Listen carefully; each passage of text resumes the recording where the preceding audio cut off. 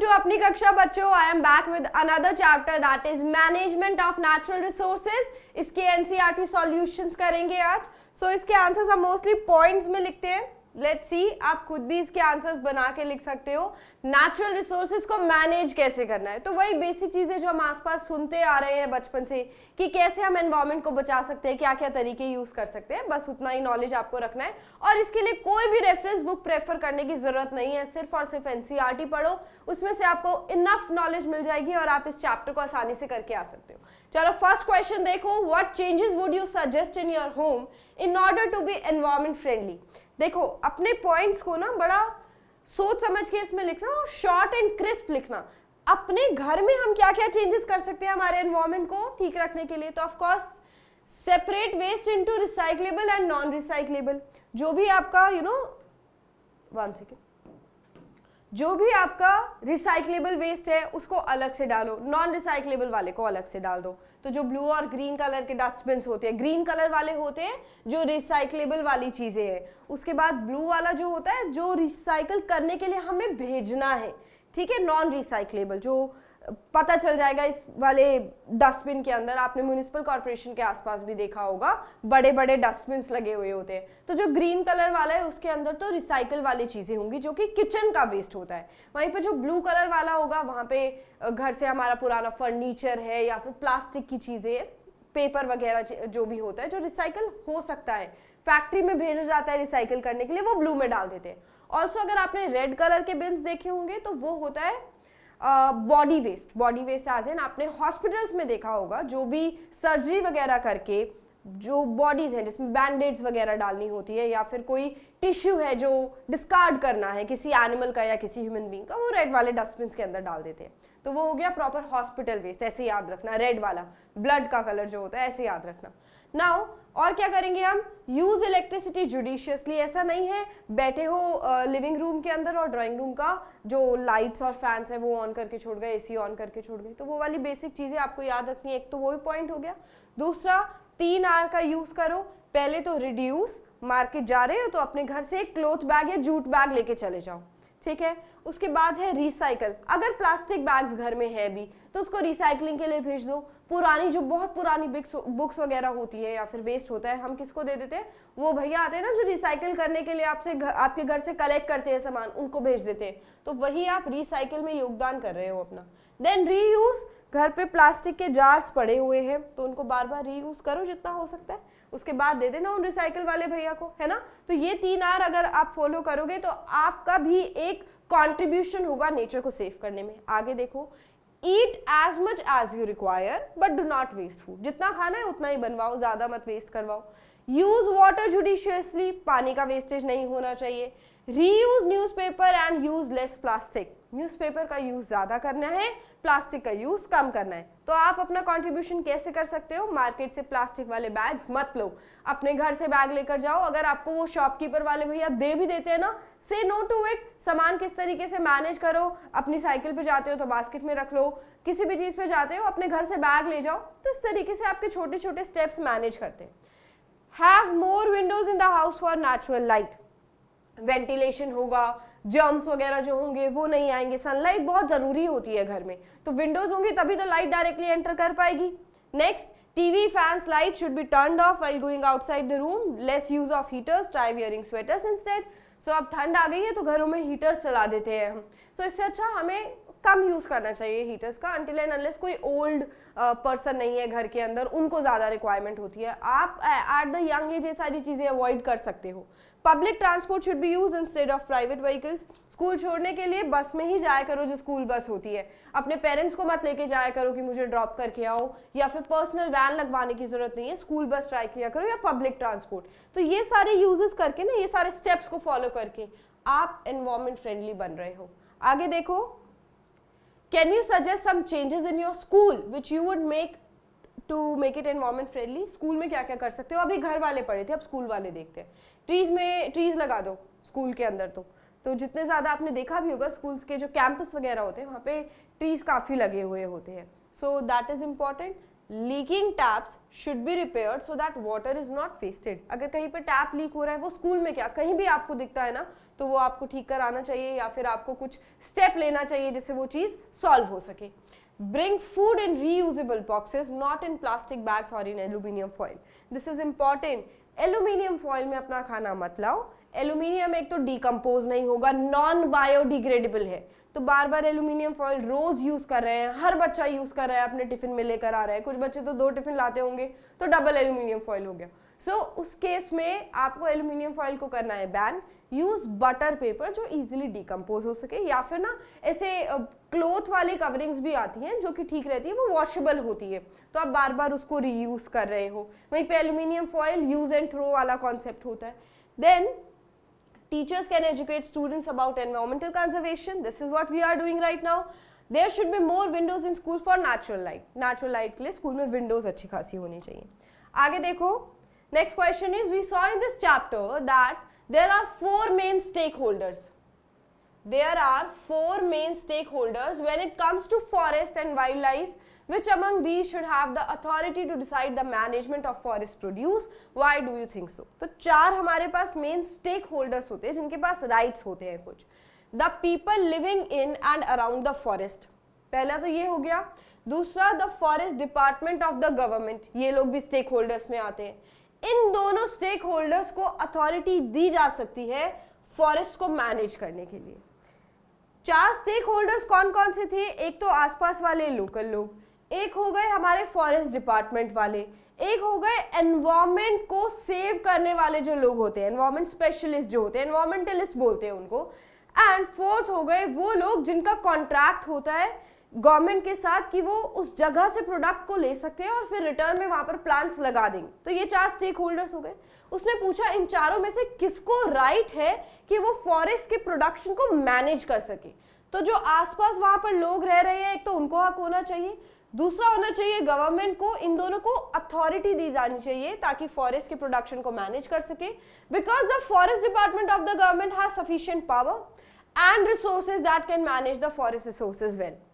Government को तो of course देनी चाहिए क्योंकि उनके पास एक तो पावर है, दूसरा उनके पास रिसोर्सेज ज्यादा होंगे as compare to environmentalist, right. Then the people living in and around the forest know about the forest products. जो आसपास के लोग रह रहे हैं उनके पास राइट्स होते हैं कि वो फॉरेस्ट में जाकर एक मात्रा में अपना प्रोडक्ट लेकर आ सकते हैं, तो उनको नॉलेज है प्रोडक्ट्स के बारे में, फॉरेस्ट के बारे में। उनको भी राइट होने चाहिए कि वो रिसोर्सेज का ध्यान रखें and use them only according to their needs. In addition to this, they would not damage the forest and use the forest sustainably. अब वो खुद ही अगर उस चीज पे डिपेंड कर रहे हैं उस फॉरेस्ट के ऊपर, तो वो उसका ध्यान भी रखेंगे ऑफ कोर्स। तो इन 2 लोगों को देनी चाहिए अथॉरिटी, एक तो फॉरेस्ट डिपार्टमेंट को, दूसरा वहां लोकल लोगों को जो आसपास रहते हैं और फॉरेस्ट पे डिपेंड कर रहे हैं। Next question, how can you as an individual contribute to make the differences to the management of forest and wildlife? आप अपने लेवल पे फॉरेस्ट और वाइल्ड लाइफ को कंजर्व करने के लिए क्या कर सकते हो? दूसरा वाटर रिसोर्सेज को कंजर्व करने के लिए, तीसरा पेट्रोलियम को कंजर्व करने के लिए। चलिए देखते हैं वन बाय वन। सबसे पहले हम बात करें फॉरेस्ट और वाइल्ड लाइफ की। ट्रीज को नहीं काटना है। ट्रीज अगर कट रहे हैं, जैसे फर्नीचर तो ट्रीज से ही बनेगा, दवाइयां भी ट्रीज वगैरह से आएंगी, तो अगर हम ट्रीज को कट कर रहे हैं ना, 2 ट्रीज कट कर रहे हैं, उसकी जगह 10 ट्रीज और लगा दो। That is your step. New trees should be planted in their place. Trees should be saved from fire. तो फॉरेस्ट फायर एक्चुअली बहुत ज्यादा लग जाता है। फॉरेस्ट फायर के 2-3 कारण हो सकते हैं। देखो, एक तो किसी ने आसपास स्मोक किया और उस जलती हुई सिगरेट को वहीं पर फेंक दिया, या फिर कोई भी जलती हुई वुड को वहां पर फेंक दिया। किसी की लापरवाही की वजह से फॉरेस्ट फायर हो सकती है। कोई एक इंडिविजुअल ये कर सकता है। दूसरा, जब बहुत ज्यादा गर्मी बढ़ती है ना, ग्लोबल वार्मिंग जब होती है, तो उस टाइम पे जो ड्राई लीव्स होती है वो आपस में जब टकराएंगी तो वहां से स्पार्किंग क्रिएट होगी, फायर प्रोड्यूस होगी। वो फायर धीरे धीरे पूरे फॉरेस्ट के अंदर लग जाती है। सो एक तो हो गया नेचुरल जो एनवायरनमेंट के अंदर हो रहा है, ग्लोबल वार्मिंग, हमारी वजह से ग्लोबल वार्मिंग बढ़ रही है, ड्राई लीव्स आपस में टकरा जाती हैं तो उससे फॉरेस्ट फायर हो सकता है, या फिर किसी इंडिविजुअल की लापरवाही की वजह से। सो trees should be safe from fire, then forest animals should be protected and their illegal hunting should be prohibited. ये तो आपको पता ही है, हंटिंग बैन होनी चाहिए, फॉरेस्ट एनिमल्स को प्रोटेक्ट करके रखना है। तो सस्टेनेबल मैनेजमेंट हो गया नेचुरल रिसोर्सेज का, जो इस चैप्टर का नाम है। एज एन इंडिविजुअल हम वाटर रिसोर्सेज में क्या कंट्रीब्यूट कर सकते हैं? टैप्स को बंद करो, एक्स्ट्रा वाटर मतलब वेस्ट मत करो पानी को। ब्रश करते हुए एक लिमिटेड अमाउंट ऑफ वाटर लेना है। Shaving, washing hands, washing clothes, इस टाइम पे टैप्स को जब आप रब कर रहे हो सोप से अपने हैंड को अच्छे से 1 मिनट तक आपको रब करना होता है, उस टाइम टैप को बंद रखो। जब वॉश करना है फिर से टैप को ऑन कर लो। सो ये छोटी छोटी चीजें भी मैटर करती है। Protect water sources from getting polluted, pollution होने से बचाओ, यानी कि आसपास कोई लेक या रिवर है तो वहां पे अपने घर का वेस्ट मत डाल कर आओ। उसके बाद if there is any leak in water distribution system then repair it और इन्फॉर्म कंसर्न एजेंसी। अगर घर में कोई भी टैप्स खराब हो जाती है, जो कि अक्सर होता रहता है, तो उस टाइम पे आपकी ड्यूटी बनती है, आप अपने पेरेंट्स को जाके बोलो कि इसको ठीक कराओ आज के आज, है ना, वो वेस्ट नहीं होना चाहिए, डिले नहीं होना चाहिए। So these are the steps जो आप अपने लेवल पे कर सकते हैं। द नेक्स्ट वन, पेट्रोलियम को सेव करने के लिए क्या करना चाहिए? As an individual we can contribute the following.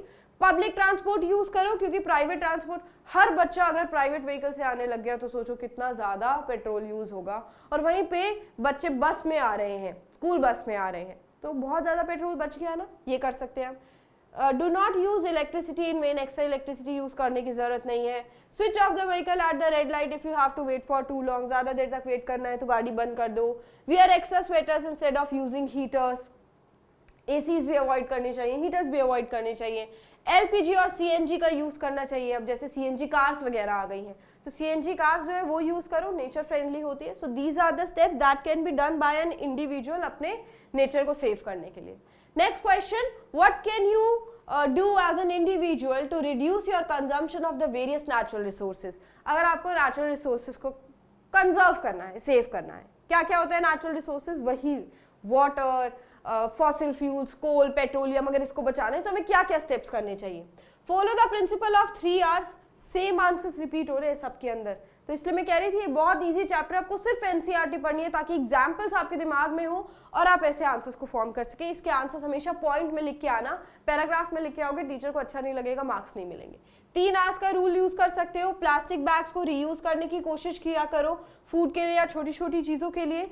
Food should be taken as per requirement, जितनी जरूरत है उतना ही खाना कुक करवाया जिससे वेस्टेज ना हो। अगर एक्स्ट्रा बच भी जाता है ना, होता है एक्चुअली हमारे घरों में, बट हम इग्नोर कर देते हैं। अगर वेस्ट हो भी रहा है खाना, यानी कि हमारे घर में एक्स्ट्रा खाना बन गया है, तो उसको ना किसी जरूरतमंद को दे आओ या किसी एनिमल को फीड करा दो, किसी के पास जाना चाहिए, वो यूज होना चाहिए, वेस्ट में नहीं जाना चाहिए। Reusable bottle should be use to store water every day. वो वाटर वाली बिस्लेरी वाली बॉटल्स आती है, ज्यादा दिन तक उनकी शेल्फ लाइफ नहीं होती है, तो वो नहीं यूज करना चाहिए, अपनी बॉटल्स यूज किया करो। Then the devices based on renewable sources of energy, solar cell का यूज करना चाहिए, सोलर हीटर का यूज करना चाहिए। आने वाली जो टेक्नोलॉजी आ रही है ना आज के टाइम पे, वो एनर्जी कंजर्वेशन को ध्यान में रखते हुए आ रही है। जैसे अगर हम सोलर सेल्स की बात करें, एक स्कूल है, एक बहुत बड़ी कंपनी है, वहां पर कितने एसीज, कितनी लाइट्स चलती हैं, तो वहां पे बड़े बड़े जनरेटर्स की जगह सोलर सेल्स और सोलर हीटर्स वगैरह होने चाहिए। ये ज्यादा अच्छे से काम करेंगे। स्टार्टिंग में इनको इंस्टॉल करने की कॉस्ट थोड़ी ज्यादा होती है, बट हमारा इलेक्ट्रिसिटी बिल सेव कर रहे हैं, नेचर को भी बचा रहे हैं, अच्छे से काम भी कर रहे हैं। तो इस तरीके से हमें सेव करना चाहिए हमारे नेचुरल रिसोर्सेज को। कौन कौन से डिवाइसेस हम यूज कर सकते हैं? So these are the 5 main points जो हम यूज कर सकते हैं। Next question, list 5 things you have done over the last 1 week to conserve our natural resources and increase the pressure on our natural resources। हमने क्या क्या किया एक हफ्ते के दौरान? सेव्ड इलेक्ट्रिसिटी, बिजली को बचाया। लाइट, फैंस, टेलीविजन जब जरूरत में नहीं थे तब हमने बंद रखा उसको। हमने energy efficient electrical appliances use करे। ट्यूबलाइट की जगह हमने यूज किया CFL, ठीक है, and fluorescent tubelights instead of traditional filament type electric bulb. जो पुराने बल्ब्स वगैरह आते थे, अब तो आप मार्केट में भी लेने जाओगे ना, आपको CFL वगैरह ही मिलती है। Then use public transport for school instead of parents car. कहीं जाना है तो मेट्रोज वगैरह में या फिर हम बस वगैरह में ट्रैवल करें instead of public transport. Then took bath with less water than before and did not waste water. हमने जो हम नहाते हैं, हमें एक बकेट से नहा लेना चाहिए instead of using shower. Shower से ना ज्यादा पानी वेस्ट होता है, तो आप अगर एक बकेट से नहा लोगे that is more than enough. कुछ बच्चे तो नहाते नहीं होंगे, तो वो सोचते होंगे कि हम जो नहाते नहीं है रोज, तो वो सोच रहे होंगे कि हाँ हमारा बड़ा कॉन्ट्रीब्यूशन है, तो बिल्कुल है, बट रोज नहाना भी जरूरी है। Took bath with less water than before and did not waste water. Then next part, took part in community awareness meetings regarding environmental conservation. तो आप अपने लेवल पे तो ये कर सकते हो कि आपने बहुत अच्छे से नॉलेज ले ली, आपको पता होता है कि आप कैसे अपनी चीज़ों को अपने लेवल पर कैसे प्रोटेक्ट कर सकते हो, बस उसको इम्प्लाई करना ज़रूरी है। आप किसी और थर्ड पर्सन के साथ भी ट्रैवल कर रहे हो, रेड लाइट पे बहुत देर तक आपकी गाड़ी रुकी हुई है क्योंकि जाम बहुत ज़्यादा है, तो उनको बोलो भाई बंद कर दो इसको, पेट्रोल यूज़ हो रहा है। सो दीज आर छोटे छोटे steps that can be taken by you. इस क्वेश्चन पूछा था कि आपने क्या किया, हमने ये वाले स्टेप्स लिए हमारे नेचुरल रिसोर्सेज को बचाने के लिए। Then increase the pressure on our natural resources, उसके लिए हमने क्या किया, used more paper than required for printing on my computer. मतलब हमने ज़्यादा गलत काम क्या कर दिया, जितना प्रिंटिंग के लिए नहीं चाहिए था उससे ज़्यादा पेज वेस्ट कर दिए। भाई इंक ठीक से काम नहीं करी है, 4 पेज तो उसमें ही निकल गए, तो वो वेस्ट हो गया। Then kept the fan on when I was not in room, room में नहीं थे फिर भी फैन चल रहा था। फूड वेस्ट कर दिया, क्रैकर्स जला दिए, पेट्रोल हमने मोटर बाइक से घुमाए बहुत ज़्यादा तो हमने पेट्रोल को वेस्ट कर दिया। So these are certain point जिसकी वजह से आपने नेचुरल रिसोर्सेज का गलत इस्तेमाल किया है। Next question, on the basis of the issues raised in this chapter, what changes would you incorporate in your lifestyle in a move towards sustainable use of natural resources? वही question फिर से आ गया, आप अपने डेली लाइफस्टाइल में क्या क्या steps लेने वाले हैं जिससे आप बचा सकें। सबसे पहले we should limit our personal and collective needs beyond laws, rules and regulations so that the benefit of development can be made available to all and future generations. If water is available in your house 24/7 and if you have all the sources, तो उसका एक limited use आपको करना है। Plastic bags का use आपको ज्यादा नहीं करना चाहिए। सेकेंड पॉइंट देखो, close the tap when not in use. Then next, turn off the lights and fans in home, school or office when not in use. Again last point, make least use of polythene bags and these should not be thrown in garbage. Plastic bags को जितना ज़्यादा चाहो उतना ज़्यादा recycle करो। जब आपको लगता है कि अभी और ज़्यादा यूज़ नहीं हो सकता तो उन वाले भैया को दे दो जो रिसाइकलिंग के लिए आते हैं आपके घर पे। That is it. आप ये सारे स्टेप्स को फॉलो करके अपने लाइफस्टाइल में लाकर आप अपने नेचुरल रिसोर्सेज को कंजर्व कर सकते हो। आई होप आपको ये चैप्टर समझ आया होगा, आपको आंसर्स मिल गए होंगे इस चैप्टर के। We will soon come up with the next video. Till then take care of yourself.